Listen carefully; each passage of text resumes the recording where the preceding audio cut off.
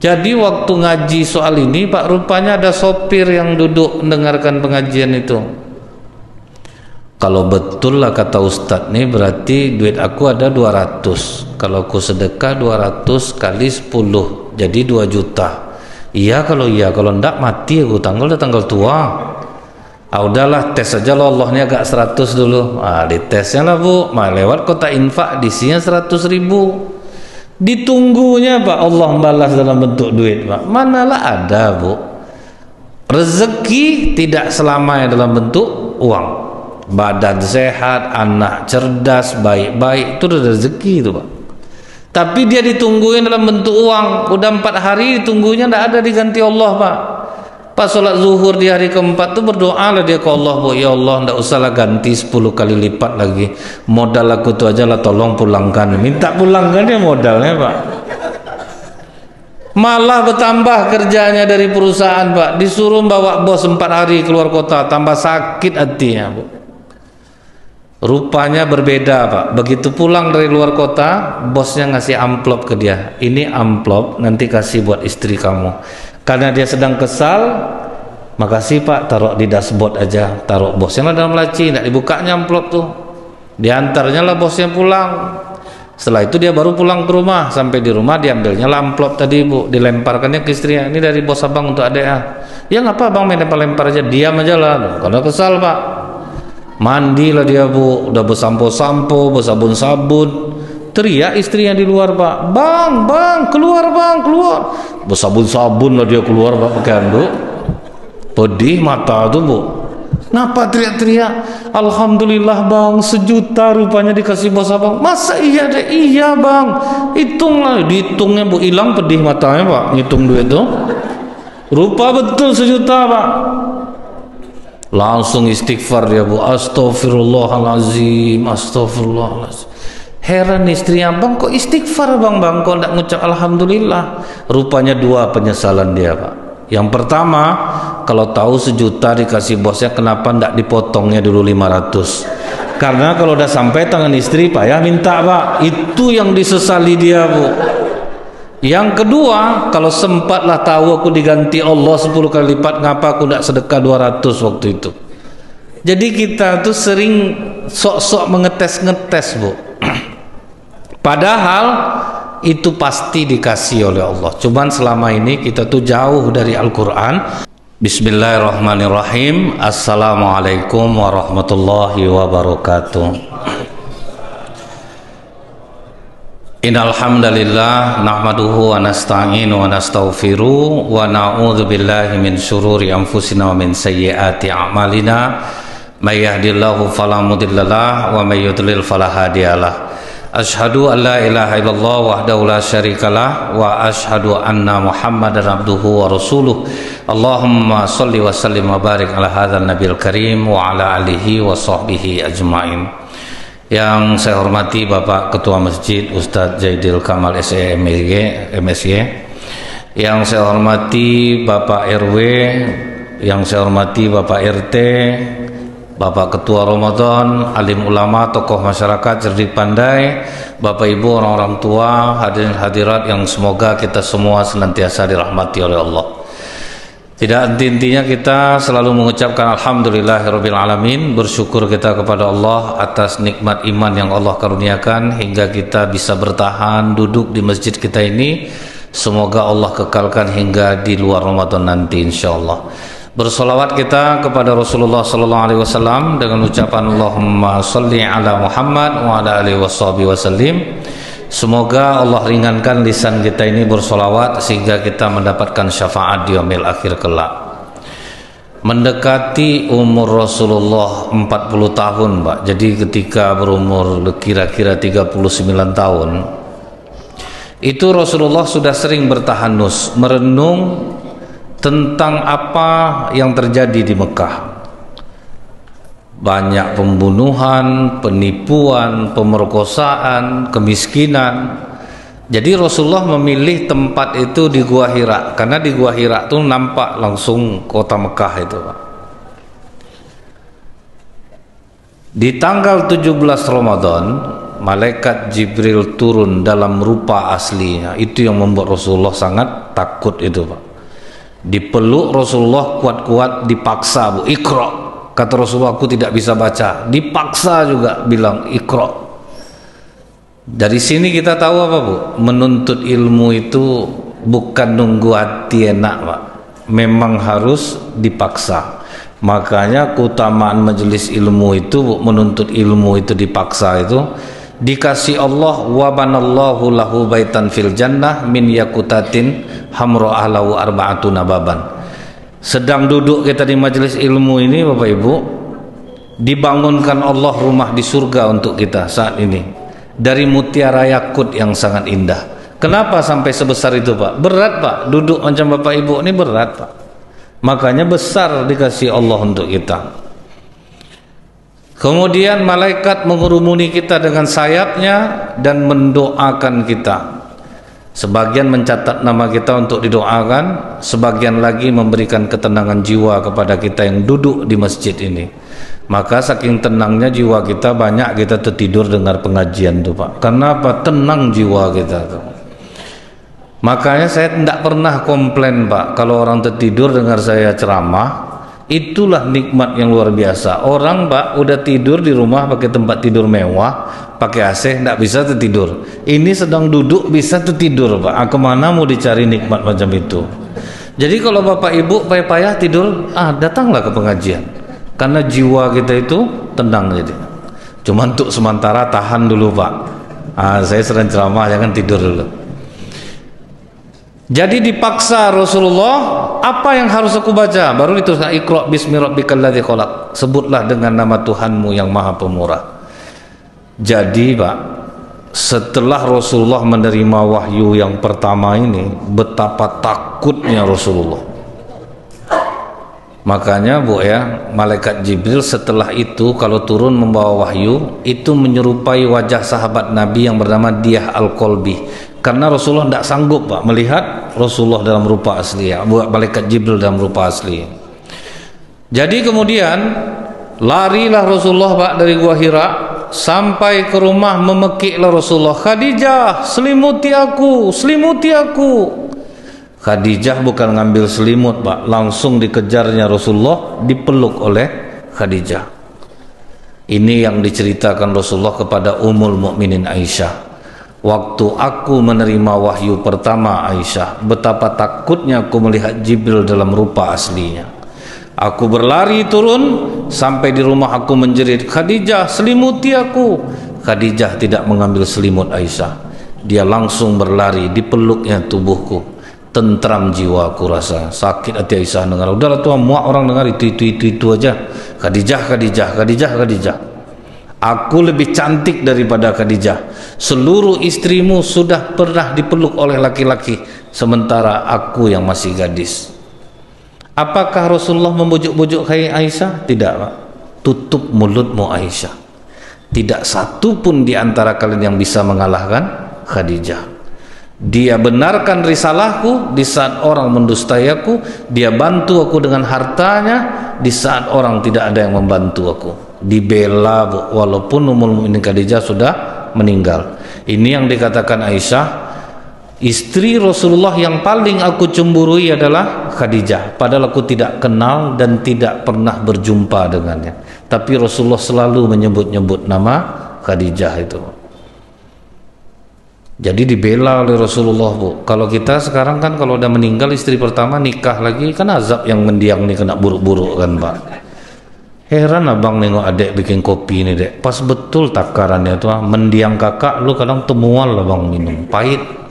Tercekik-cekik istrinya dikubur dibuatnya, Pak. Tapi Rasulullah dibela. Nah, waktu Khadijah habis memeluk Rasulullah, ditanya oleh Khadijah, kenapa engkau suamiku, mengapa kau begitu ketakutan? Aku melihat sosok tinggi putih besar menyelimuti angkasa. Dia turun kepadaku dan memaksa aku membaca Iqra bismi rabbikal ladzi khalaq, khalaqal insana min 'alaq, Iqra wa rabbukal akram. Terharu Khadijah dengarnya. Ini bukan syair suamiku. Ini kata-katanya sangat luar biasa. Ini bukan syair. Aku yakin yang menemuimu itu adalah malaikat Allah, bukan jin, bukan setan. Karena tidak mungkin jin dan setan merasukimu, karena engkau orang yang gemar bersilaturahim, mengangkatkan beban orang yang berat, memberi makan orang lapar. Inilah 3 amalan, Bu, yang tidak mungkin orang kerasukan jin, Pak. Rajin silaturahmi, suka nolong orang, angkatkan beban orang yang berat, kemudian memberi makan orang lapar, Pak. Itulah amalan supaya tidak kerasukan jin. Kata Ummul Mukminin Khadijah, kalau dia datang lagi suamiku, beritahu aku, pasang badan sebagai istri, Pak. Pas Ummul Mukminin Khadijah sedang beberes tempat tidur, berteriak Rasulullah lagi, Pak, Khadijah, dia datang lagi. Apa yang dilakukan Aisyah? Di pangkunya Rasulullah, duduklah di paha kananku suamiku, telungkupkan mukamu ke bahuku, coba buka, apakah kau masih melihatnya? Masih Khadijah, tembus, Pak. Coba kau duduk di paha kiriku, telungkupkan mukamu, buka matamu, apakah kau masih melihatnya? Masih Khadijah. Duduklah engkau di hadapanku, tatap wajahku, apakah kau masih melihatnya? Tidak Khadijah. Berarti itu malaikat suamiku. Jadi kalau suami meracau, Bu, pulang ke rumah, buatlah macam ini. Duduk abang di paha kanan aku, Bang. Telungkupkan muka, Bang. Coba buka, masih nampak, Bang? Masih. Coba duduk di paha kiri aku nih, Bang. Telungkupkan muka, Bang. Coba buka mata, Bang. Masih nampak? Masih. Coba duduk di muka aku, Bang. Tengok wajah aku. Masih nampak, Bang? Dia parah lah bentuk kau lagi. Itu yang takutnya. Jadi beda, Pak, ya. Itu cara Ummul Mukminin Khadijah mendeteksi. Tapi yang saya sampaikan ini bukan dongeng, ya, Bu. Ini terdapat dalam kitab karya Dr. Nizar Abasah, pakar sirah nabawiyah, yang sampai saat ini masih mengajar di salah satu universitas Syam Syria. Jadi dia memang detail, Pak. Detail. Jadi jangan dianggap saya mendongeng malam ini. Kebetulan hafal aja, Pak, riwayatnya. Nah, jadi, Bu, ya, Al-Quran ini diturunkan oleh Allah kepada Rasulullah bertahap selama 22 tahun lebih kurang itu, supaya orang mudah mengamalkannya, Pak. Maka kata para sahabat, kami tidak akan berpindah ke ayat lain sebelum kami menghafal dan mengamalkannya. Itu yang membuat lengket di jiwa itu, Bu. Karena kata Rasulullah, orang yang membaca satu ayat-ayat Al-Quran, dia fahami, dia amalkan, khairul laka an tusalli mi'ata raka'atain. Nilainya sama dengan sholat sunat 100 rakaat. Baru terasa dia ke jiwa kita ini, Bu. Bahkan ada namanya Profesor Dr. Maurice Buchel. Dia ini pakar jantung dunia, Pak, berkebangsaan Prancis. Sewaktu mumi Fir'aun ditemukan, dia inilah yang dipercaya oleh pemerintah Mesir untuk memeriksa mumi Fir'aun. Begitu dia periksa mumi Fir'aun, diumumkannya lah hasilnya, Bu, kepada masyarakat Mesir. Setelah saya periksa mumi Fir'aun ini, dapat saya pastikan Fir'aun ini matinya tenggelam. Ketawa orang Mesir yang mendengarnya, Pak. Kata Profesor Dr. Maurice Buchel, kenapa kalian ketawa? Kami sudah lama tahu, Prof, kalau Fir'aun itu mati tenggelam. Dari mana kalian tahu? Dari Al-Quran kami, surah Al-Baqarah ayat 50. Ketika kami seberangkan Bani Israel, kami tenggelamkan Fir'aun. Terkejut Profesor Dr. Maurice Buchel, Pak. Disangkanya dia aja yang tahu, rupanya Al-Quran sudah lebih dahulu menyampaikannya. Orang yang berpendidikan tinggi itu, Pak, cenderung sombong dengan ilmunya. Merasa dia dibantah, sakit hatinya, Bu. Jadi ada seorang profesor, Pak, dilihatnya anak-anak kecil orang-orang Islam berbahagia main-main. Ditanyanya, Pak, siapa yang membuat kalian bahagia? Kata anak-anak ini, Allah. Pernah kalian melihat Allah? Tidak pernah, Prof. Pernah kalian memegang Allah? Tidak pernah, Prof. Dalam ilmu pengetahuan, sesuatu yang tidak bisa dipegang, sesuatu yang tidak bisa dilihat, berarti tidak ada. Berarti Allah kalian itu tidak ada. Kata anak-anak kecil, dari mana profesor tahu? Dari ilmu pengetahuan yang saya pelajari. Terus ilmu yang profesor pelajari itu di mana profesor simpan? di otak saya. Pernah profesor nengok otak profesor? Enggak. Pernah profesor megang otak profesor? Enggak. Berarti betul kata profesor, sesuatu yang tidak bisa dilihat, sesuatu yang tidak bisa dipegang, berarti tidak ada. Berarti profesor tidak ada otak. Baru terdiam profesor. Dia dengan ilmunya rupa anak-anak kecil bisa mengalahkan dia, Pak. Jadi Profesor Dr. Maurice Bucaille ketika tahu dia di Al-Quran sudah ada, bangkit kesombongan dia. Masuk dia lagi ke laboratorium tuh. Sekarang yang diperiksanya bidang keahlian dia, Pak, yaitu jantung. Diperiksanya lah saraf jantung Fir'aun itu, Pak, dengan teliti. Setelah itu dia umumkan, kalau yang ini saya yakin tidak ada di kitab manapun. Apa itu, Prof? Setelah saya periksa susunan saraf jantung Fir'aun, Fir'aun ini ternyata mati dalam keadaan panik yang teramat sangat, dalam keadaan shock berat. Baru terdiam orang yang mendengarnya. Pas orang terdiam, bingung pula profesor ini, ngapa kalian terdiam? Nanti ketawa kami, tersinggunglah profesor nanti. Memangnya itu ada juga di kitab kalian? Ada, Prof, dalam surat Yunus ayat 90. Hatta idza adrakahul gharaq, ketika Fir'aun mau mati dalam keadaan panik, dia berkata, aku yakin dengan Tuhannya Musa, aku beriman kepada Tuhan Bani Israel. Dalam keadaan panik itu yang diucapkan oleh Fir'aun. Dan memang, Bu, orang kalau dalam keadaan panik, sepreman apapun dia, yang diingatnya hanya Allah. Saya transit Jakarta Bandar Lampung. Jakarta Bandar Lampung 20 menit. Pas ke Bandar Lampung, Pak, turbulen pesawat, Bu, goyang. Di situ saya yakin orang kalau panik ingat Allah, Pak. Bencong zikir, Pak. Ampuni eke ya Allah, astagfirullahaladzim, geli saya, Pak. Ternyata betul, Pak. Dalam keadaan panik, sejahat apapun orang yang diingatnya adalah Allah. Jadi begitu Profesor Dr. Maurice Bucaille mendapatkan kenyataan itu dalam Al-Quran, hanya gara-gara 2 ayat itu mengantarkan Profesor Dr. Maurice Bucaille masuk Islam, Pak. Syahadat dia. Jadi Al-Quran ini, Pak, Masya Allah, cerita masa lalu, cerita masa sekarang, cerita masa akan datang, ada semuanya di Al-Quran ini.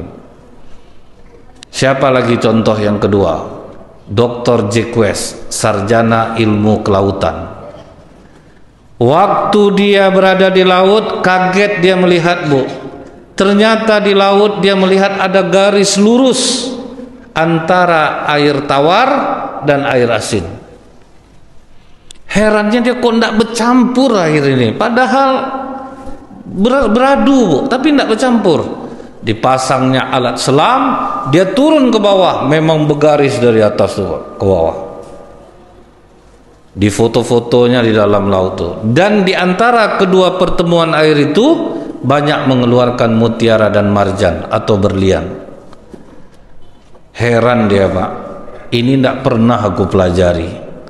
Naik dia ke daratan, ditanyanya kepada kawannya sesama sarjana ilmu kelautan, kalian pernah dengar tidak fenomena air laut terbelah antara yang tawar dan asin? Tidak pernah kami. Tanya ke dosennya juga, tidak tahu juga, Bu.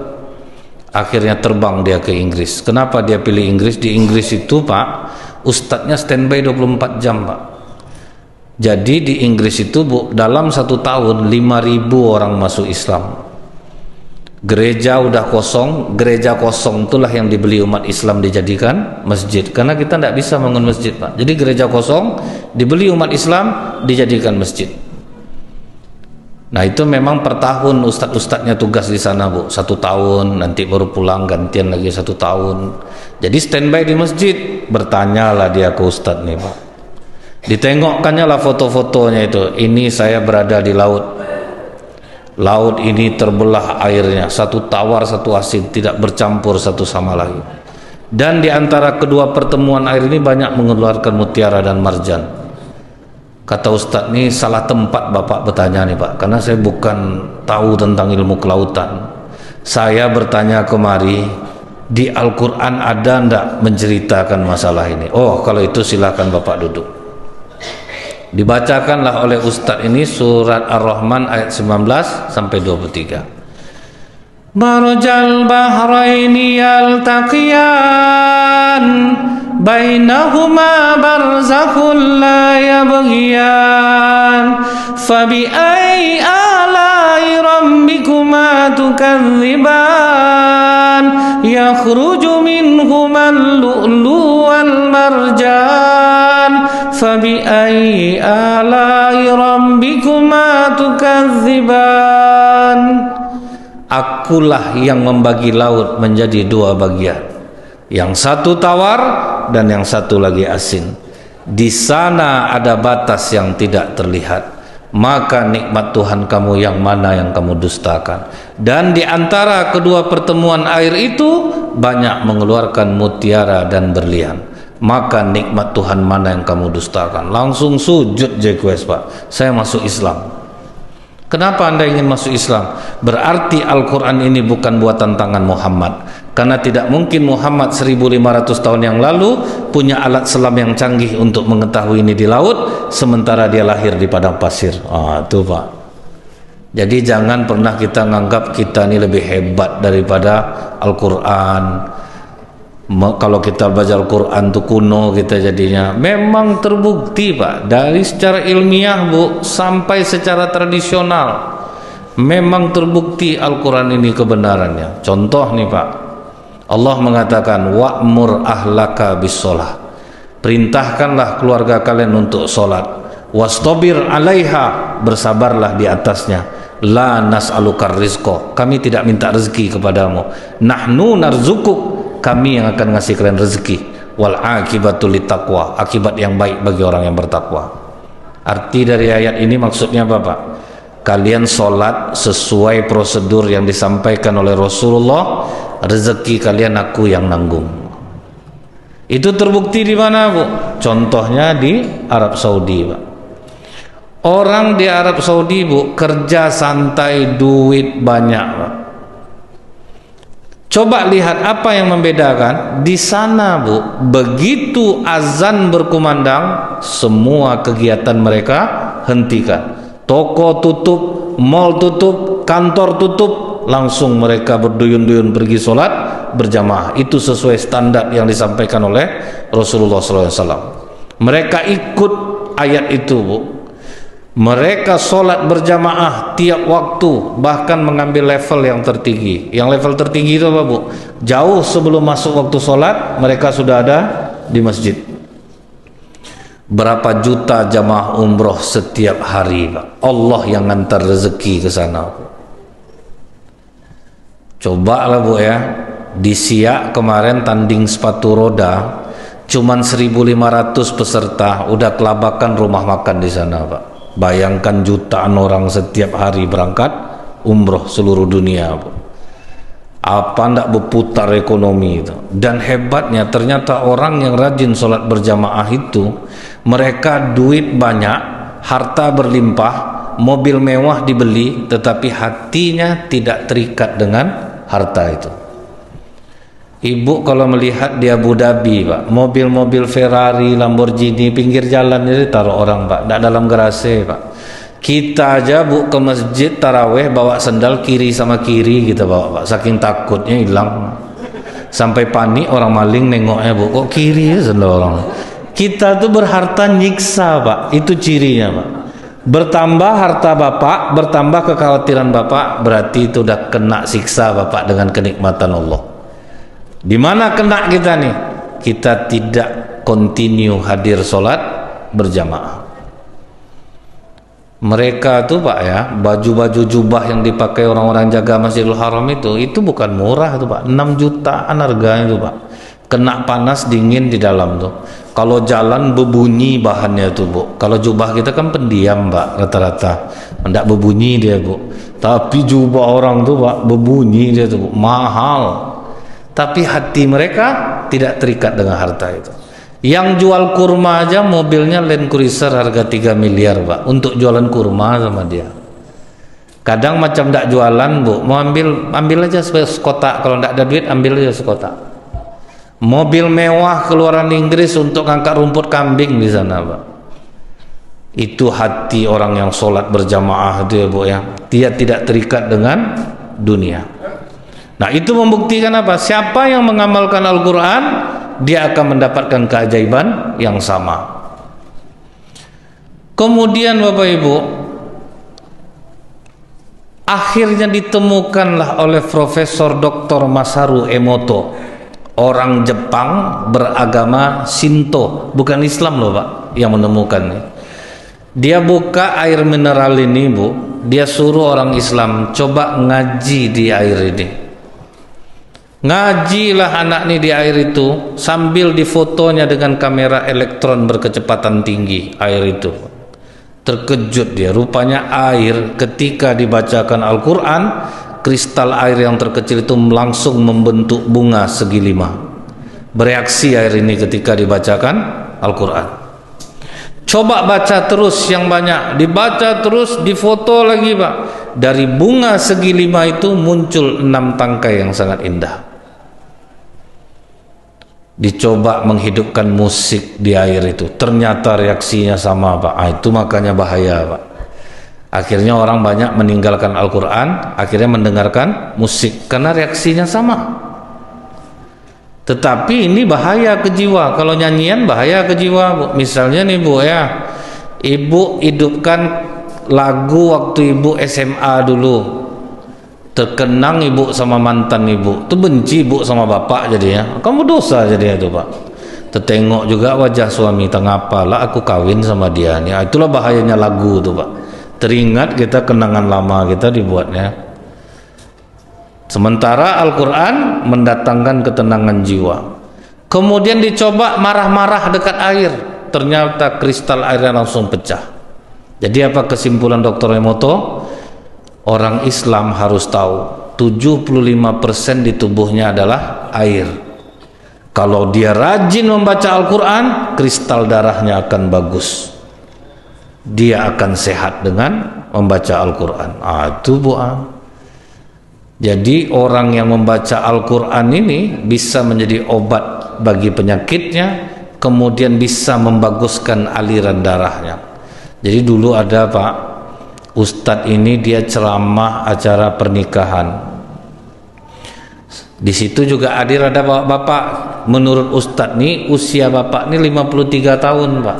Nengok perawakan dia. Pas habis ceramah kan disuruh makan tuh Bu. Kami Ustadz-Ustadz ini kan kalau makan sering didulukan orang Pak. Kadang kalau misalnya ada yang lebih tua, kalau Ustadznya beradab, nggak mau dia duluan Pak, disuruhnya orang tua nih duluan. Saya udah pernah buat macam itu, tapi gagal Pak. Di area duta ingat saya itu Bu. Pas makan disuruh orang, saya duluan, nggak mau saya Pak. Saya dulukan orang, makan. Pas giliran saya dapat bawang bombay lagi Pak, ya nyesal saya Bu. Tinggal bawang lagi Pak. Saya sangka ditinggalkan orang, itulah paling tidak Pak. Kan rupanya enggak Bu, habis Bu, tinggal bawang lagi. Temenung saya di jalan Pak, awak lapar. Sejak itu trauma saya Bu, asal disuruh makan mau saya duluan Pak. Dulu udah mau saya praktekkan yang seperti itu, gagal saya Pak. Nah kemudian Bu ya, Ustadz yang habis ceramah pernikahan tadi, pas disuruh makan karena ada orang yang lebih tua dari dia, bapak ini umur sekitar 53 tahun, disuruhnya bapak tuh duluan. Terkejut dia nengok bapak tuh ngambil lauk Pak, semua lauk disalinnya di piringnya. Ustadz ini terkejutnya bukan menduga bapak ini banyak makan, enggak Bu. Sementara dia aja yang masih muda udah banyak bepantang makan, bapak ini kok enggak, udah umur 50-an. Duduklah dia sama bapak tuh, Pak minta maaf saya Pak ya, bapak makan gini enggak ada bepantang bapak makan. Ada lah Ustadz, kami udah tua-tua nih, ada bepantang makan, cuman untuk sementara nih saya pantang nampak baru. Saya kalau ada pesta macam ini ya memang banyak makan saya Ustadz. Umur bapak berapa sekarang Pak? Coba Ustadz tebak berapa umur saya? 53 kata Ustadz. Salah. 52 tambah salah, 50 tambah salah. Diambilnya lah dompetnya pakai tangan kirinya Pak, diambilnya KTP ya. Dia Ustaz, terkejut Ustaz tuh, rupa umur bapak tuh 84 tahun Pak, tapi perawakan 53 tahun. Itu Itu kepo Ustadz nih jadinya Pak. Apa amalan Bapak Pak? Ustadz rajin enggak baca Quran? Rajin lah Pak. Kapan Ustadz baca Quran? Kadang setengah jam habis sholat subuh tuh. Ketawa Bapak nih Pak. 24 jam Ustadz hidup, setengah jam cuman baca Quran. Memangnya Bapak berapa? Saya minimal 4 juz satu hari. Seminggu saya khatam. Pengaruh rupanya ke badan dia Pak. Maka perawakan dia itu kokoh jadinya Bu. Jadi memang tidak main-main Pak ya. Al-Quran ini keajaibannya sangat luar biasa bagi orang-orang yang mengamalkannya Bu. Jadi kita terima aja apa yang disampaikan Al-Quran ini, maka keajaiban akan terasa kepada diri kita. Contoh lagi Bu ya, Allah mengatakan man jaa bil hasanati falahu asru amsalihah. Satu kebaikan yang kita buat 10 kali lipat diganti Allah. Tidak mungkin Allah bohong Bu. Jadi waktu ngaji soal ini Pak, rupanya ada sopir yang duduk mendengarkan pengajian itu. Kalau betul lah kata Ustadz nih, berarti duit aku ada 200. Kalau aku sedekah 200 kali 10 jadi 2 juta. Iya, kalau enggak mati aku, udah tanggal tua. Udahlah tes aja loh, Allah ini agak 100 dulu. Ditesnya lah Bu, lewat kota infak disinya 100.000. Ditunggunya Pak, Allah balas dalam bentuk duit Pak. Manalah ada Bu. Rezeki tidak selamanya dalam bentuk uang. Badan sehat, anak cerdas, baik-baik, itu udah rezeki itu Pak. Tapi dia ditungguin dalam bentuk uang. Udah 4 hari ditunggunya tidak ada diganti Allah Pak. Pas sholat zuhur di hari keempat tuh berdoa lah dia ke Allah, Bu, ya Allah tidak usahlah ganti 10 kali lipat lagi. Modal aku tuh aja lah, tolong pulangkan. Minta pulangkan dia modalnya Pak. Malah bertambah kerjanya dari perusahaan Pak. Disuruh bawa bos 4 hari keluar kota, tambah sakit hatinya Bu. Rupanya berbeda Pak. Begitu pulang dari luar kota, bosnya ngasih amplop ke dia. Ini amplop nanti kasih buat istri kamu.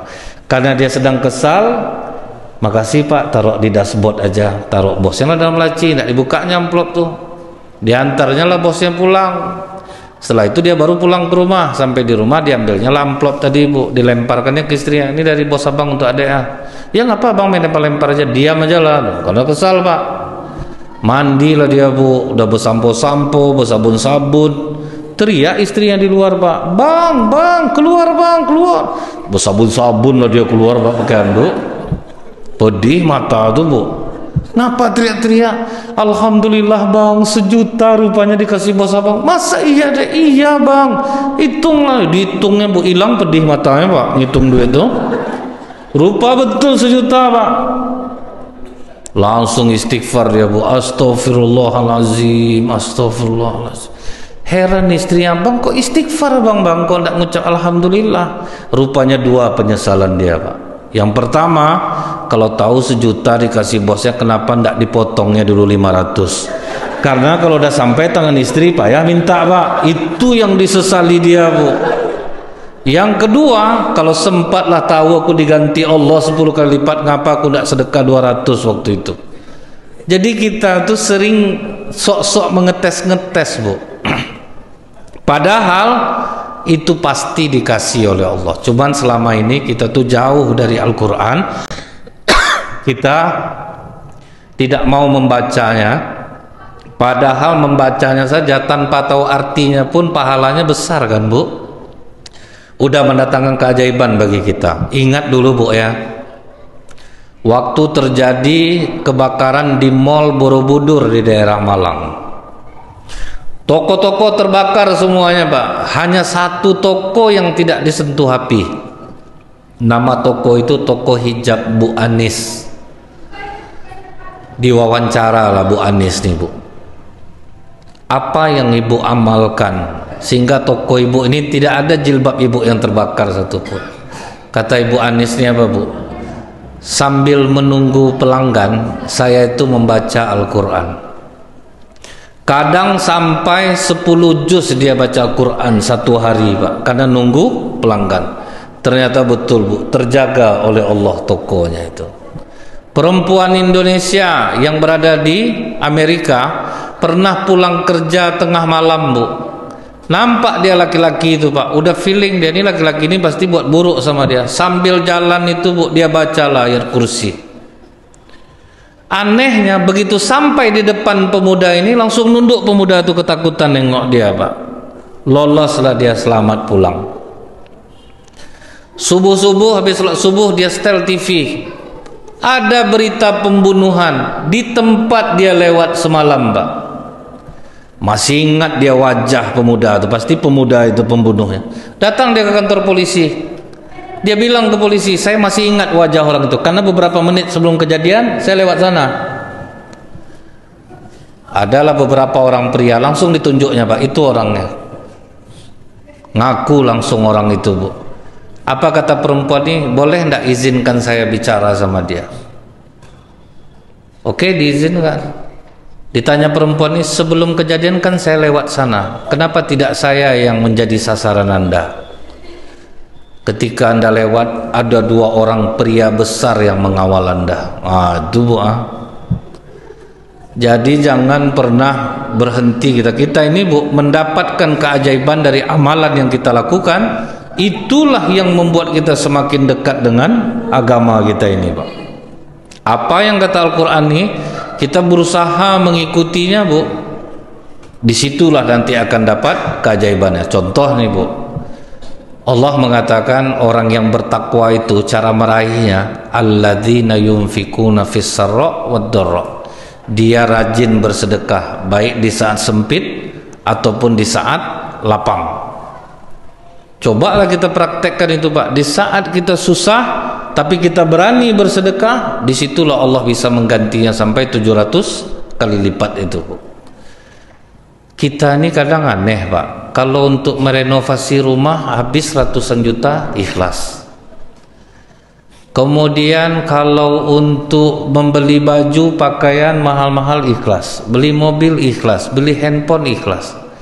Salah masuk kotak infak di masjid, lama menung ya Pak. Rencana mau ngisi 5.000 Bu, termasuk 50 lama ditengok kotak itu Pak. Jadi kalau ada orang habis dia ngisi kotak infak, temenung dia Bu, itu positif salah isi itu Pak. Nyesal betul dia rasanya kalau untuk ke akhirat nih. Makanya Bu ya, kalau kita ke Arab Saudi, ada pemandangan aneh yang tidak kita lihat ada di Pekanbaru nih. Apa anehnya itu Bu? Rumah sakit di Arab Saudi rata-rata sepi dari pasien. Rumah sakit sunyi Pak, lengang. Banyak dokter yang mengundurkan diri. Banyak perawat yang hanya tidur-tidur di rumah sakit. Begitu ditanya kepada masyarakat di sana Bu, apa kalian tidak ada yang sakit? Mereka jawab, ada.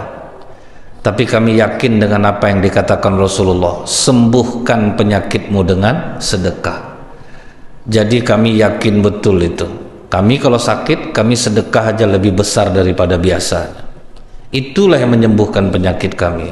Contoh nih Bu ya, ada ibu-ibu kena kanker stadium akhir.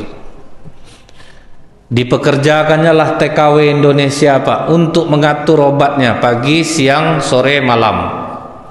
Tetapi nyonya ini agak gelisah dia menengok pembantunya ini Bu, sering betul keluar masuk kamar mandi, dan kalau sudah di kamar mandi itu lama. Akhirnya ditanyalah sama majikannya nih Bu, kamu kerja bagus tapi saya gelisah aja nengok kamu, kenapa kamu sering keluar masuk kamar mandi dan kalau sudah di kamar mandi itu lama? Kata perempuan ini sambil menangis, sebelum saya berangkat ke sini nyonya, saya melahirkan anak laki-laki dan saya sempat menyusuinya. Jadi sekarang ini setiap kali bayi saya haus di Indonesia, mengeras dada saya. Sakit.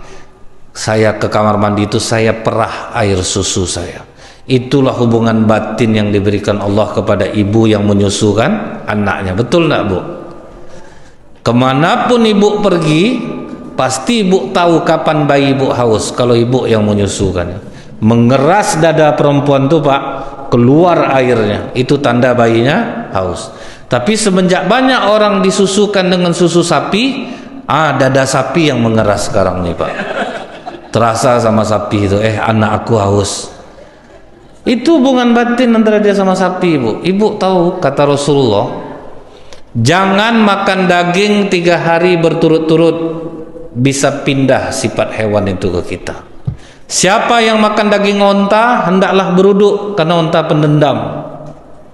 Terbayang enggak Pak, anak dikasih susu sapi dari kecil, pindah enggak sifat sapi ke anak tuh? Dilarang anak sekarang Bu ya, jangan main game, besok sekolah, keluar lenguh sapinya Pak. Main mirip betul sama cuma pakai kata-kata itu aja beda. Terbayang enggak tuh Pak kan? Pindah dia Bu.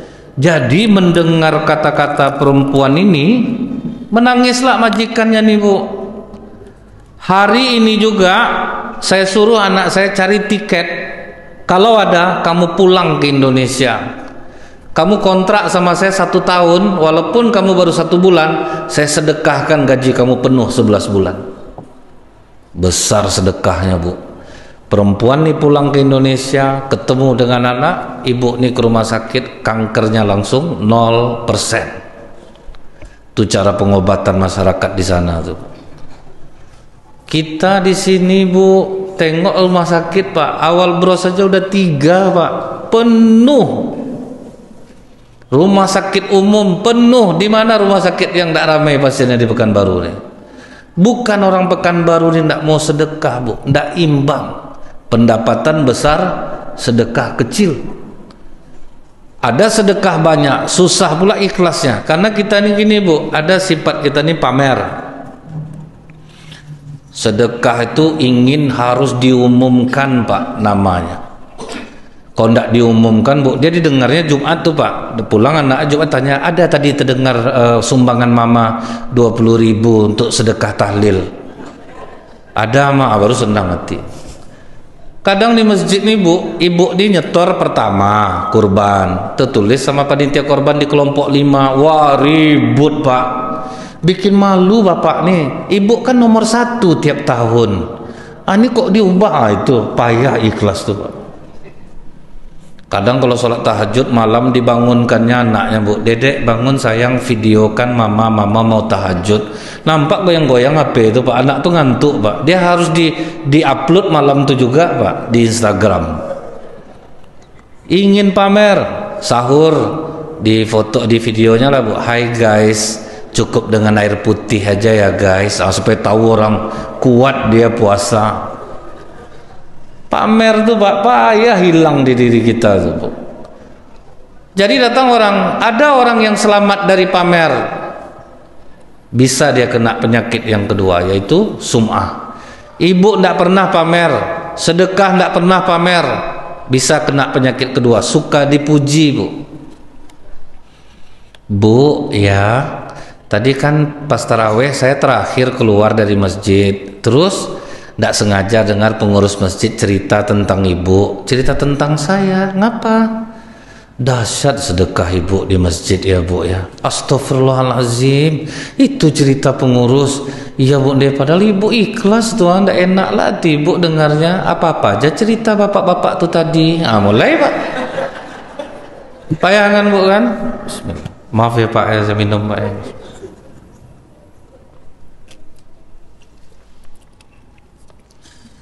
Kata pengurus Bu, salut dia nengok ibu, apa aja kebutuhan masjidnya selalu ibu nyumbang. Ya Allah, kok sampai ke situ pula ceritanya. Nak nyangka lah ibu rasanya sampai diceritakan gitu. Waktu bapak-bapak tuh cerita ramai orang, ramai Bu, mik masjid aja lupa dimatikan, ramai orang dengar. Itu sum'ah tuh Pak, payah kan Pak kan.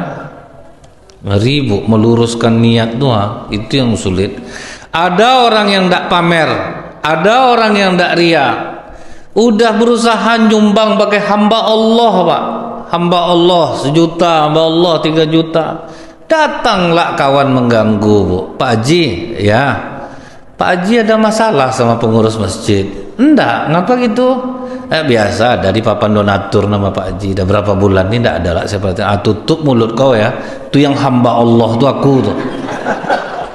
Aku malas nulis nama, kan tersebut juga, jadi payah Pak. Memang sedekah terang-terangan kata Al-Quran boleh, tapi sembunyi-sembunyi lebih baik.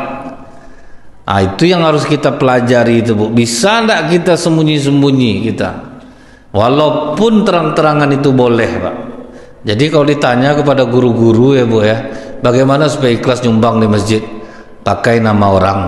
Ah, sanggup enggak? Itu cara ikhlas tuh, Bu.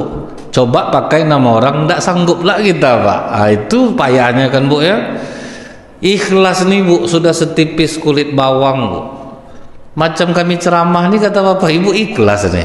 Enggak ada, Pak. Walaupun kadang habis ceramah itu cepat-cepat keluar, itu sebetulnya supaya Bapak kejar tuh, Pak. Enggak Bapak kejar melambat tuh, yakin lah. Udah balik saya dari situ terus. Saya dulu, Pak ya, ceramah nih, Bu, betul-betul amplop yang saya tuju tuh. Kena lah saya di satu masjid, Pak. Dilupakan Allah pengurusnya, Pak. Ay, Bu, saya bantai zikir pagi petang di masjid tuh, Pak. Padahal hari malam tuh, Pak. Saya berharap diingatkan Allah lah pengurus nih. Rupanya ndak ingat, Bu. Apa cara saya lagi ya? Oh ya, keluar saya dari masjid, permisi, Pak. Pak, saya permisi. Oh ya Ustadz, makasih banyak. Ndak juga, gagal juga baru, Bu. Ah, dapat saya cara ketiga, Pak. Saya engkol londa dalam keadaan mati, Bu. Padahal dia bisa hidup, Pak. Berharap ada yang lari dari dalam, kan biasa ada kan gitu. Tat tat tat tat tat. Ah, kan itu ya, Bu ya. Itu nanti kami dikasih macam-macam terkejut. Apa nih, Pak? Ah, kan itulah kan, Bu. Rupa udah capek kaki saya ngengkol, Pak. Nggak ada yang keluar, Pak. Udah pegal lagi saya, udahlah tuh, kata saya, pulangnya saya lagi. Nah, di jalan tuh lah saya berdoa, Bu. Ya Allah, ampuni aku. Kotor betul hati aku, ya Allah. Sampai amplop yang aku tuju, ampuni aku ya Allah, tenangkan jiwaku. Alhamdulillah dikasih Allah ketenangan. Rupa begitu tenang, Pak, baru ingat pengurus masjidnya, Pak.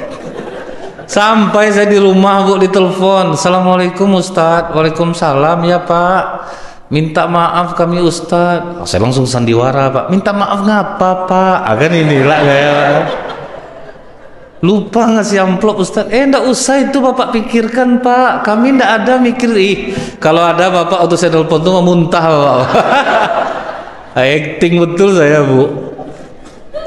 Lupa kami ngasih amplop Ustaz, kami antar lah malam ini Ustaz. Jangan, Pak, hari sudah malam. Tapi kalau Bapak maksa saya tunggu. Padahal enggak ada, kalau itu maksa, Pak. Jadi bolak-balik, Pak, ikhlas tuh, Pak. Pertama ndak ikhlas, di jalan ikhlas, di telepon ndak ikhlas lagi. Jadi jangan Bapak kira mudah. Maka dalam surah Al-Ikhlas tuh, Bu, tidak ada kalimat ikhlas. Artinya apa? Ikhlas itu tersembunyi, Pak. Itu yang kita minta ke Allah tuh, Bu, supaya kita diberikan Allah keikhlasan. Pernah saya lolos ikhlas, Bu. Saya ceramah di satu desa yang banyak pohon sawitnya, Pak. Jadi kayak di tengah-tengah lah tuh, Bu. Tapi nengok masjid tuh kasihan saya, Pak. Rasa ndak layak rasanya.